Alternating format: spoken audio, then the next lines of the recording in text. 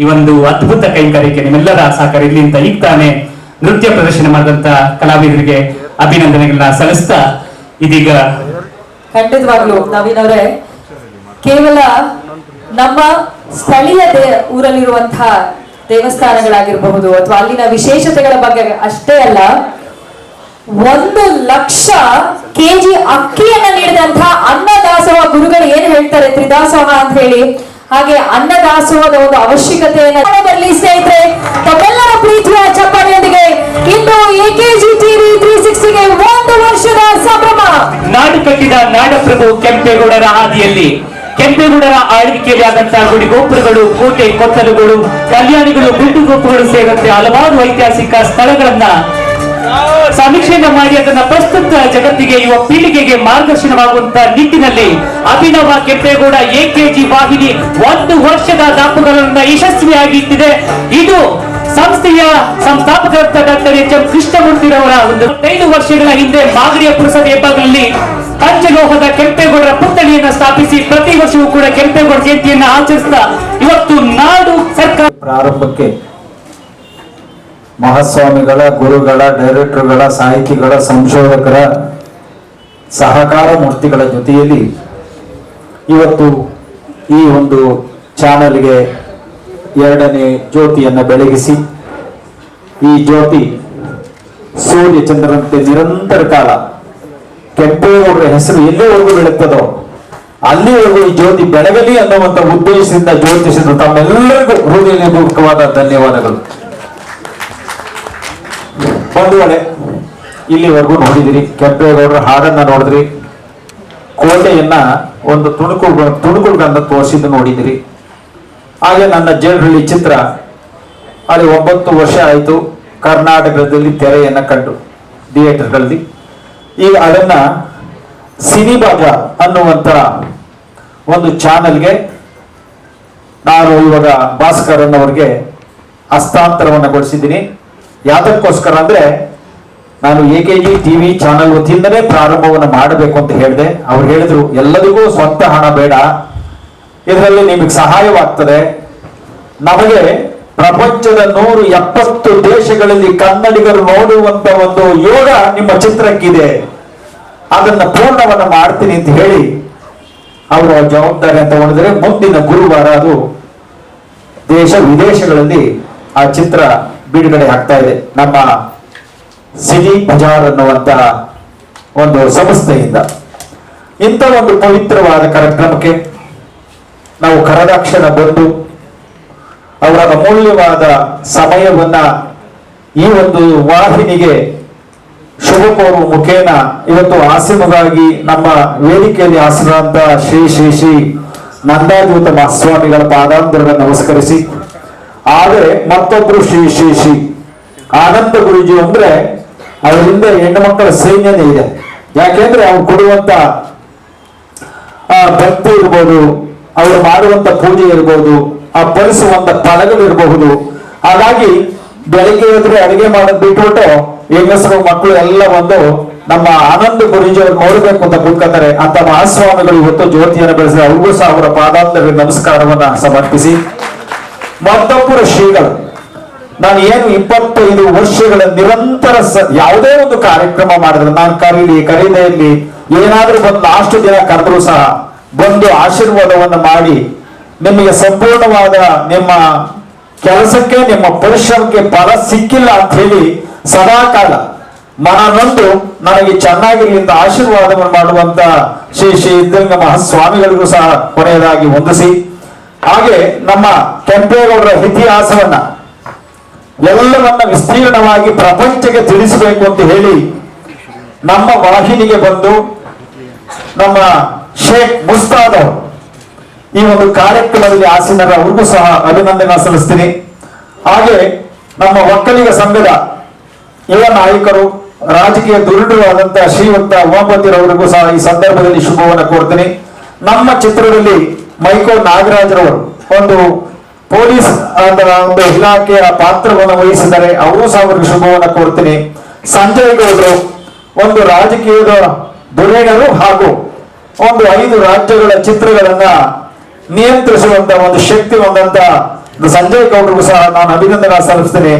ಧರ್ಮರವರು ಅವ್ರು ಯಾವಾಗಲೂ ನೋಡಕ್ಕೆ ಗಾತ್ರ ಹಂಗಿದ್ದಾರೆ.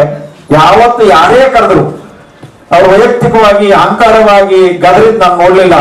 ಧರ್ಮರಾಯರಂತೆ ಯಾರು ಕರೆದ್ರು ಹೋಗಿ ಆ ಫಂಕ್ಷನ್ ಅನ್ನ ಆ ಶುಭ ಕಾರ್ಯಕ್ಕೆ ಬರುವಂತ ಧರ್ಮರವರಿಗೂ ಸಹ ಅಭಿನಂದನೆ ಸಲ್ಲಿಸ್ತೀನಿ. ಇಲ್ಲಿ ಬಂದು ನಮ್ಮ ಕಾರ್ಯಕ್ರಮಕ್ಕೆ ಬಂದು ಶುಭವನ್ನ ಕೋರಿ ಜ್ಯೋತಿಯನ್ನು ಬೆಳೆಸಿದಂತ ನಟೀರಾದಂತಹ ನಿಖಿತ್ ರವರಿಗೂ ಸಹ ಅಭಿನಂದನೆ ಸಲ್ಲಿಸ್ತೀನಿ. ಹಾಗೆ ಶಿವಕುಮಾರ್ ಅವರು ನಮ್ಮ ಆತ್ಮೀಯರು, ಒಂಟಿ ಕಣ್ಣು ಪತ್ರಿಕೆಯ ಸಂಪಾದಕರು ನಾಗರ ನವಿಲೆ ಅಂತ ಶಿವಕುಮಾರ್ ನಾಗರವಲ್ಲಿ ಅವರು ಸಹ ಅಭಿನಂದನೆಗಳು. ನಮ್ಮ ಉಮೇಶ್ ಬಣಕರ್ ಯಾವಾಗಲೂ ನಾವು ಅವರು ಒಳ್ಳೆ ಮಾತಾಡೋದಿಲ್ಲ, ಯಾರ ತಮಾಷೆ ಹಾಕೊಂಡು ರೇಗಿಸ್ತೀವಿ, ಆದ್ರೂ ಅವರು ನಗ್ತಾರೆ, ನಾವು ನಗ್ತೀವಿ. ನಮ್ಮೆಲ್ಲಾ ಕಾರ್ಯಕ್ರಮದ ಇವತ್ತು ಒಂದು ಎಲೆಕ್ಷನ್ ಇದೆ ಚಿತ್ರಕೂಟದಲ್ಲಿ, ಆದ್ರೂ ನಮ್ಮ ಕಾರ್ಯಕ್ರಮಕ್ಕೆ ಬಂದಿದ್ದಾರೆ, ಅವ್ರಿಗೂ ಸಹ ಅಭಿನಂದನೆ ಸಲ್ಲಿಸ್ತೀನಿ.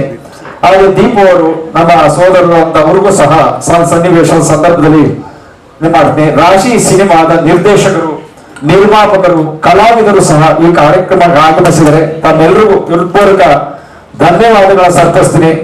ಹಾಗೆ ಇನ್ನು ಅನೇಕ ಕಾರ್ಯಕ್ರಮಗಳು ಇದೆ. ನೀವೆಲ್ಲರೂ ಜೊತೆಗೂಡಿ ನಮ್ಮ ಜೊತೆಯಲ್ಲಿ ಸಹಕರಿಸಿ ಈ ಒಂದು ಪವಿತ್ರವಾದ ಕಾರ್ಯಕ್ರಮದಲ್ಲಿ ನಿಮ್ಮ ಶುಭ ಆರೈಕೆ, ಮಾರ್ಗದರ್ಶನ ಮತ್ತು ನಿಮ್ಮ ಅಭಿಪ್ರಾಯಗಳನ್ನ ಸಂಗ್ರಹಿಸಿ ಆ ಮುಂದಿನ ದಿನಗಳಲ್ಲಿ ನಾನು ಈ ಕೆಲಸವನ್ನು ಪ್ರಾರಂಭವನ್ನ ಮಾಡ್ತೇನೆ. ಈಗ ಇಲ್ಲಿಯವರೆಗೂ 4 ಬೆಟ್ಟಗಳು ಚಿತ್ರೀಕರಣವಾಗಿದೆ. ಒಂದು ಶಿವಗಂಗೆ ಬೆಟ್ಟ, 2ನೇದು ಸಾವನದುರ್ಗದ ಬೆಟ್ಟ, 3ನೇದು ಉತ್ತರಿ ದುರ್ಗದ ಬೆಟ್ಟ, 4ನೇದು ಹುಲಿ ದುರ್ಗದ ಬೆಟ್ಟ. 4 ಚಿತ್ರೀಕರಣವನ್ನ ಮಾಡಿ ಒಂದು 35 ಕಂತುಗಳಲ್ಲಿ ಪ್ರದರ್ಶನಗೊಂಡಿದೆ. ಮಧ್ಯಭಾಗದಲ್ಲಿ ಕೆಲಸಗಾರರು ಸರಿಯಾದ ರೀತಿಯ ಕೆಲಸವನ್ನು ಮಾಡದಂತ ಸಂದರ್ಭ ಬಂದಾಗ ಅವರನ್ನ ಬದಲಿಸಿ ಮತ್ತೆ ಈ ಚಾನಲ್ ಬಹಳ ಉತ್ತಮವಾದ ಒಂದು ಚಾನಲ್ ಆಗಬೇಕು, ವಾಸ್ತವಿಕವಾದಂತ ಸತ್ಯವನ್ನ ತಿಳಿಸಬೇಕು. ಈ ಹುಟ್ಟು ಸಾವಿನ ಮಧ್ಯದಲ್ಲಿ ಸಾಧನೆ ಮಾಡಿದಂತ ಪುಣ್ಯಾತ್ಮರಾದ ಸರ್ವ ಧರ್ಮಪ್ರಭು ಮಾಗಡಿ ಕೆಂಪೇಗೌಡರ ಆದರ್ಶವನ್ನ ಜಗತ್ತಿಗೆ ತೋರಿಸಬೇಕು ಅಂತ ಈ ಕಾರ್ಯಕ್ರಮವನ್ನು ಮಾಡ್ತಾ ಇದ್ದಾರೆ. ನಮ್ಮ ಶೇಖ್ ಮಸ್ತಾನ್ ಅವರು ಹೇಳ್ತಾ ಇರ್ತಾರೆ, ಕೆಂಪೇಗೌಡರು ಕೇವಲ ಸಾಮಂತರಾಜರಾಗಿ ಉಳಿಲಿಲ್ಲ, ಒಂದು ದೊಡ್ಡ ಸಾಮ್ರಾಜ್ಯವನ್ನ ನಿರ್ಮಾಣ ಮಾಡಿದ್ರು. ಅದರ ಮಹಾರಾಜರಾಗಿ ದೇಶಕ್ಕೆ ಮಾದರಿ ಆಗುವಂತ ಆಡಳಿತವನ್ನು ಕೊಟ್ಟರು. ಆಗಿ ಅಂತ ಧರ್ಮಪ್ರಭು, ನಾಡಪ್ರಭು ಕೆಂಪೇಗೌಡರನ್ನ ಅತ್ಯಂತ ಗೌರವಪೂರ್ವಕವಾಗಿ ಸ್ಮರಣೆ ಮಾಡ್ತಾ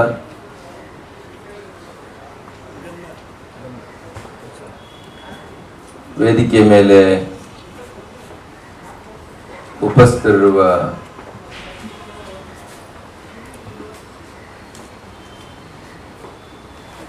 ಸಿದ್ಧಲಿಂಗ ಮಹಾಸ್ವಾಮಿಗಳವರೇ ಮತ್ತು ಶ್ರೀ ಆನಂದ ಗುರೂಜಿಯವರೇ, ಈ ಕಾರ್ಯಕ್ರಮದ ಕೇಂದ್ರ ಬಿಂದು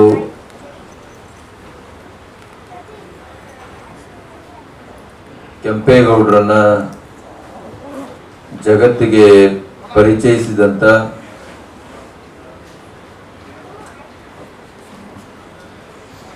ಅಭಿನವ ಕೆಂಪೇಗೌಡ ಹಾಗೆ ಅಂತೇಳಿ ಅವರ ಅಭಿಮಾನಿಗಳಿಂದ ಕರೆಸಿಕೊಳ್ಳುವಂತ, ಯಾವಾಗಲೂ ಕೆಂಪೇಗೌಡರನ್ನೇ ಧ್ಯಾನಿಸುವಂತ ಸನ್ಮಾನ್ಯ ಕೃಷ್ಣಪ್ಪನವರೇ,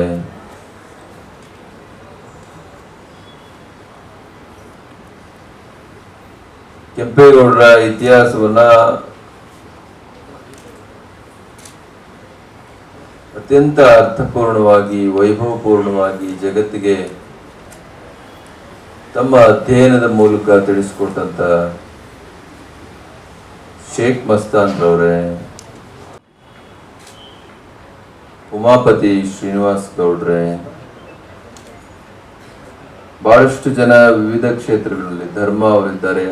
ಅವರು ಆ ಕಡೆ ಕುಂತಿರೋದು ಮೈಕೋ ನಾಗರಾಜ್, ಸಂಜಯ್ ಗೌಡ್ರಿದ್ದಾರೆ. ಬಹಳ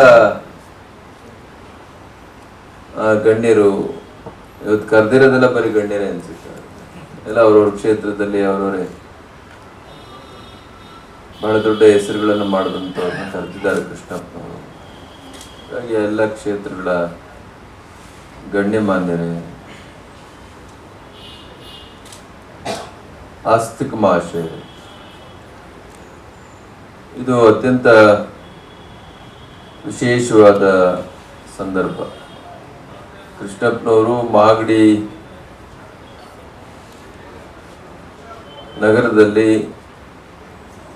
ಕೆಂಪೇಗೌಡರ ಜಯಂತಿಯನ್ನ ಆಚರಣೆ ಮಾಡಲಿಕ್ಕೆ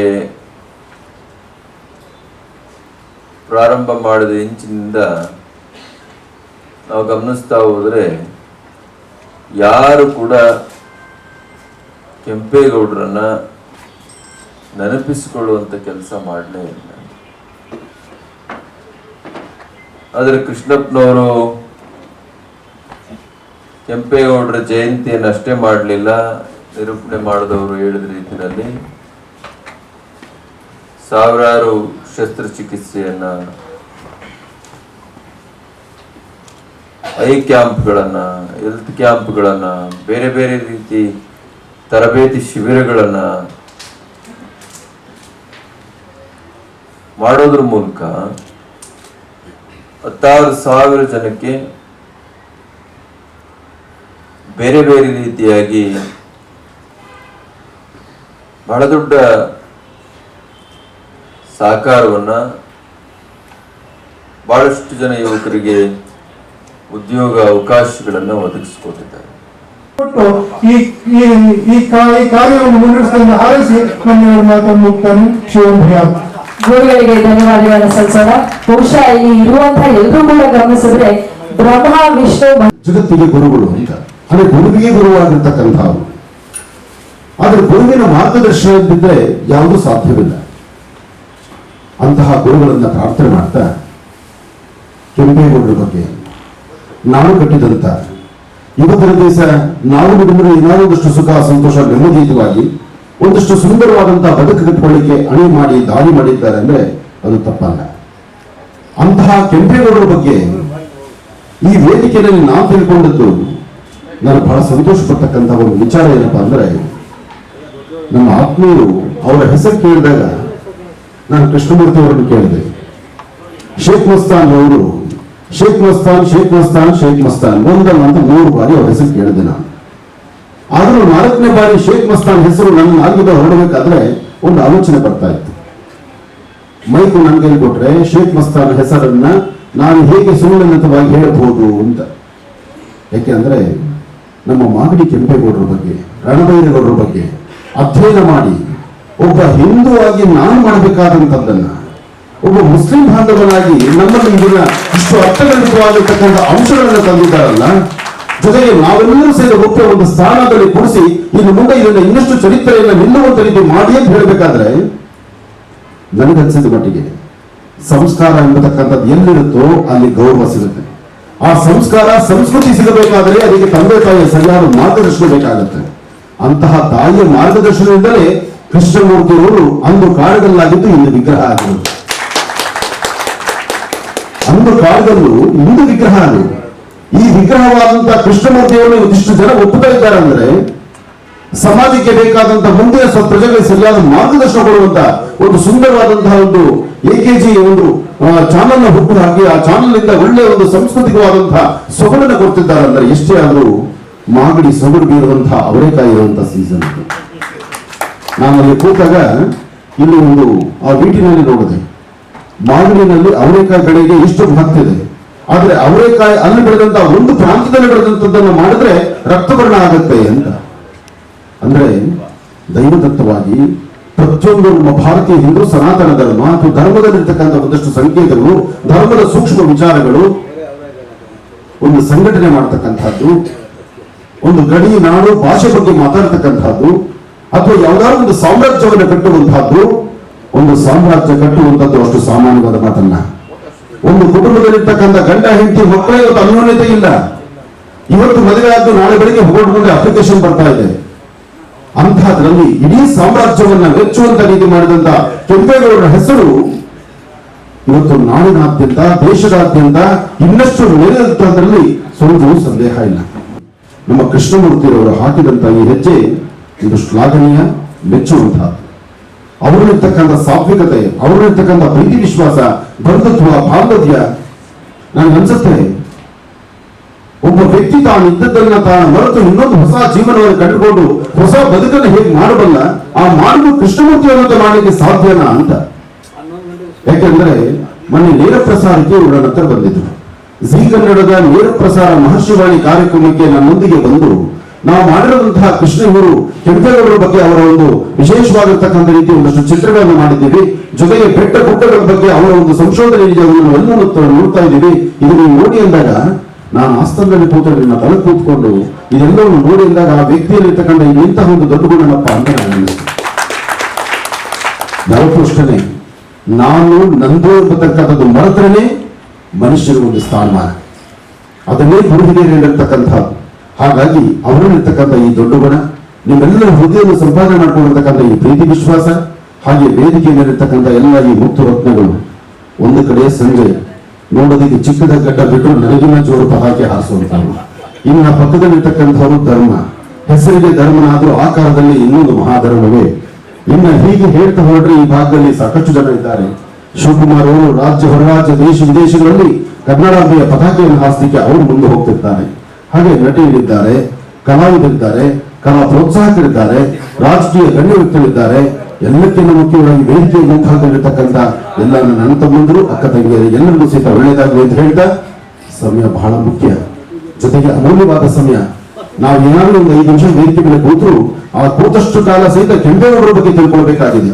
ನಾನು ನನ್ನ ಕಾರ್ಯಕ್ರಮದಲ್ಲಿ ಇನ್ನಷ್ಟು ವಿಚಾರಗಳನ್ನ ನಾನು ಮಂಡಿಸಬೇಕಾದ್ರೆ ಕೆಂಪೇಗೌಡರ ಬಗ್ಗೆ ನಮ್ಮ ಶೇಖ್ ಮಸ್ತಾನ್ ಅವರು ಇಷ್ಟು ಅಧ್ಯಯನ ಮಾಡಿದ್ದಾರೆ ಅಂದ್ರೆ, ನಾನು ಬ್ರಾಹ್ಮಣ ಆದ್ರೂ ಶೇಖ್ ಮಸ್ತಾನ್ ಅವರು ಏನ್ ಮಾಡಿದ್ರು ಕನಿಷ್ಠ ಪಕ್ಷಗಳನ್ನು ಒಂದು ಸಾಸಿವೆ ಕಾಲಷ್ಟು ನಾನು ಮಾಡಬೇಕು, ಅದನ್ನ ಸಮಾಜಕ್ಕೆ ತೋರಿಸಬೇಕು ಅಂತಕ್ಕಂಥ ಚಿಂತನೆ ನನಗೆ ಈಗ ಹುಟ್ಟುತ್ತಾ ಇದೆ. ಒಳ್ಳೆದಾಗಲಿ, ಶುಭವಾಗಲಿ. ಅನಾವರಣಗೊಳಿಸ್ತಾ ಇದ್ದೇವೆ. ಅದನ್ನ ಗುರುಗಳ ಸಾನ್ನಿಧ್ಯದಲ್ಲಿ ಸಂಸ್ಥಾಪಕರಾದ ಡಾಕ್ಟರ್ ಎಚ್ ಎಂ ಕೃಷ್ಣಮೂರ್ತಿ ಅವರು ಹಾಗೂ ಎಲ್ಲ ಗಣ್ಯರ ಸಮ್ಮುಖದಲ್ಲಿ ಜೋರು ಚಪ್ಪಾಳೆ ಮೂಲಕ ನಮ್ಮ ನೂತನ ಚಿಕಿತ್ಸೆಗಳನ್ನ 4500 ಉಚಿತವಾದಂತಹ ಆಪರೇಷನ್ಗಳನ್ನ ನೀಡುವ ಮೂಲಕ, ಕೋವಿಡ್ ಸಮಯದಲ್ಲಿ 1,40,000 ಕೆಜಿ ಅಕ್ಕಿಯನ್ನ ನೀಡುವ ಮೂಲಕ ಉಚಿತವಾದಂತಹ ಸ್ಪೋಕನ್ ಇಂಗ್ಲಿಷ್ ಕ್ಲಾಸ್ಗಳನ್ನ, ಡ್ರೈವಿಂಗ್ ಕ್ಲಾಸ್ಗಳನ್ನ, ಜೊತೆಗೆ ಉಚಿತವಾದಂತಹ ಆಂಬುಲೆನ್ಸ್ಗಳನ್ನ ನಾಡಿಗೆ ಕೊಟ್ಟಂತಹ ಕೀರ್ತಿ ಇವರಿಗೆ ಸಲ್ಲುತ್ತೆ. 25 ಇಂದಿನ doctor H M Krishnamurthy sir ಅವರಿಗೆ ಸಲ್ಲುತ್ತೆ ಬಂಧುಗಳೇ. ಜೊತೆಯಲ್ಲಿ ಬಹಳಷ್ಟು ಸಮಾಜಮುಖಿ ಕೆಲಸ